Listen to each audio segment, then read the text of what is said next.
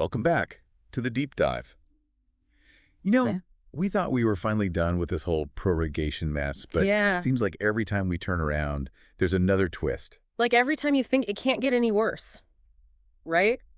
It just, It just keeps getting worse. it keeps getting worse. So, okay, for those of you just joining us, let's do a quick recap. Mm-hmm.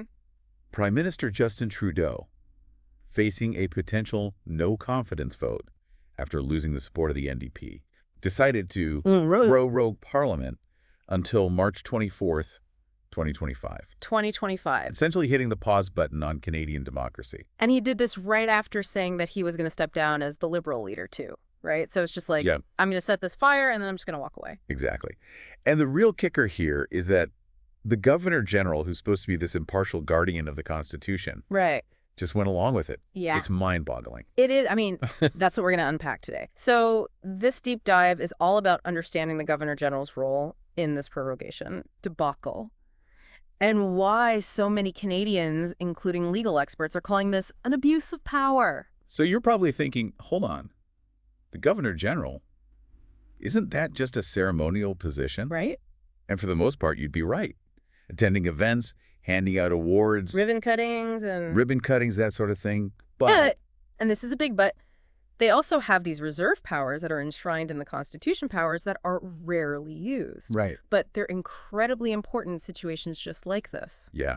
One of those powers is the ability to say no to the Prime Minister's request for prorogation, especially if it looks like they're trying to avoid accountability, like dodging a potential no-confidence vote. Yeah, and that's what has people so fired up, right? The Governor General had the power to stop this prorogation, to say, hold on, Mr. Prime Minister. Right. You can't just shut down Parliament to save your own skin. But they didn't. He didn't. That's like a referee in a hockey game seeing a blatant penalty and just like Yeah, ignoring it. ignoring it. It totally undermines the integrity of the game. Exactly. And that's why this is so concerning. It raises serious questions about the Governor General's judgment, their impartiality, Right. and their understanding of the unwritten conventions that underpin our democracy. Let's talk about those unwritten conventions for a second, because they're really at the heart of this issue. Canada's Constitution isn't just a written document. Right. It's also built on these centuries-old traditions and precedents that dictate how our system is supposed to function. Mm-hmm. Right. Think of it like an iceberg. Okay. The written Constitution is the tip you see above the water, but there's this massive body of unwritten rules and principles Yeah.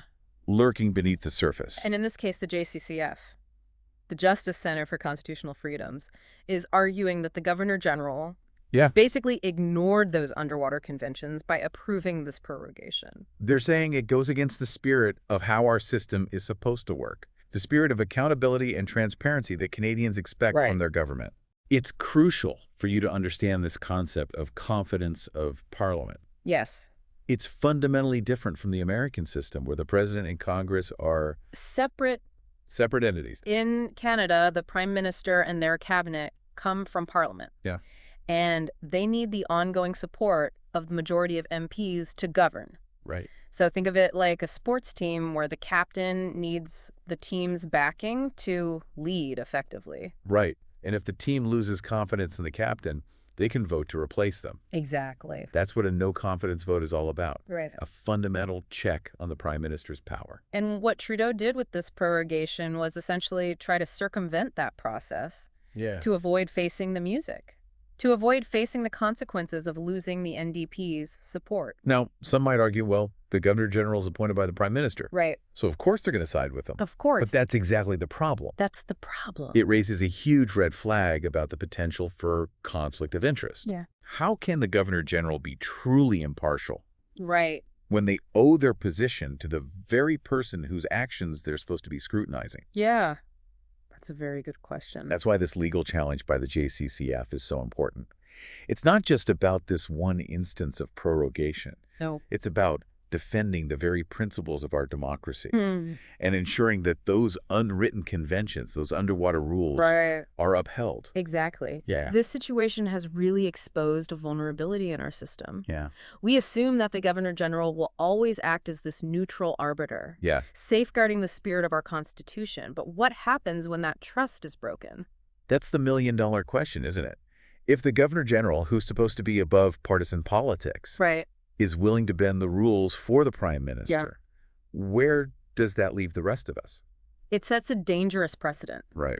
Imagine a future where prime ministers feel emboldened to use prorogation as a political weapon, knowing they have a governor general in their pocket who will just rubber stamp their decisions. It's chilling to think about. Mm. And let's not forget, this prorogation isn't just some abstract political maneuver. Yeah. It has real-world consequences. Absolutely. It's put a screeching halt to crucial legislation, like that climate change bill you've been following closely. Right. Those debates, those efforts to address pressing issues are now on hold indefinitely. It's like pulling the emergency brake on the entire country. Yeah. And for what?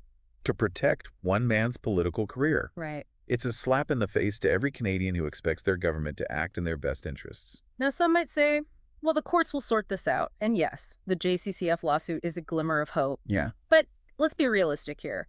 Legal challenges can drag on for years, and there's no guarantee that it will succeed. And even if the courts do rule against the prorogation, the damage is already done. Right. The precedent is set. The trust is eroded. And frankly, who has years to wait for justice while our democracy is being undermined? It's a David and Goliath battle. And the odds are stacked against the JCCF. I mean, they're challenging not just a powerful prime minister, Right. but also the entire system that propped him up. And that's what makes this whole situation so disheartening.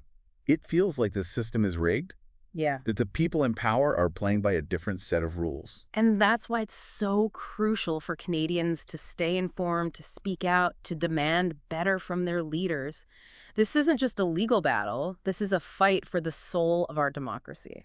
We need to remind those in power that they serve the people, not the other way around. Mm-hmm. We need to hold them accountable for their actions, for upholding the spirit of our Constitution, both the written word and those unwritten conventions that are just as important. You know, there's a historical parallel here that's worth mentioning. Back in 1926, Prime Minister King advised the Governor General to dissolve Parliament. Okay. He could call an election, but the Governor General refused, sensing that King was trying to manipulate the system for his own gain. That's fascinating.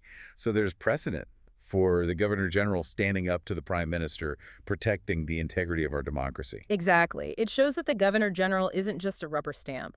They have a duty to exercise their powers responsibly and to defend the spirit of our Constitution. Unfortunately, that's not what we're seeing in this case. Instead, we're witnessing a Governor General who seems more concerned with protecting the Prime Minister than upholding the principles of our democracy. And that's why this situation is so alarming. It's a wake-up call, a reminder that our democracy is fragile, that it requires constant vigilance and a willingness to speak truth to power. This whole prorogation debacle has really exposed the cracks in our system, hasn't it? It's shown us how easily those unwritten conventions, those underwater rules that we rely on, can be ignored or manipulated. It's like realizing that the foundations of your house are crumbling. You might have thought everything was solid, but suddenly you're faced with this major repair job. And the longer we wait to address these issues, the more extensive the damage becomes. We need to have a serious conversation about the role of the Governor General, about the appointment process, and about how we can ensure that this kind of power grab never happens again. It's time for Canadians to demand more transparency, more accountability, and a stronger commitment to upholding the principles of our democracy. So we've covered a lot of ground today, but where do we go from here? What can we as Canadians actually do about this mess? Yeah, it's easy to feel helpless in situations like this, but remember, our democracy relies on engaged citizens. Your voice matters. So what does that look like in practice? Well, first, stay informed. Don't let this issue just fade into the background noise. Keep reading, keep researching, keep asking questions. We've got some resources linked in the show notes to get you started. Yeah, knowledge is power, right? The more you understand about how our system works, the better equipped you'll be to spot these kinds of power grabs and hold your elected officials accountable. Exactly. Second, talk about it. Share this episode with your friends, your family, your colleagues. Start conversations about the Governor General's role, about prorogation, about the importance of upholding those unwritten conventions that we talked about. Yeah, let's get people talking, debating, and demanding better from our leaders. Exactly. And third, contact your MP. Let them know that you're concerned about this prorogation, about the erosion of democratic norms. Demand answers. Demand action. They work for you, right? They need to hear from their constituents, especially when something like this happens that shakes our faith in the system.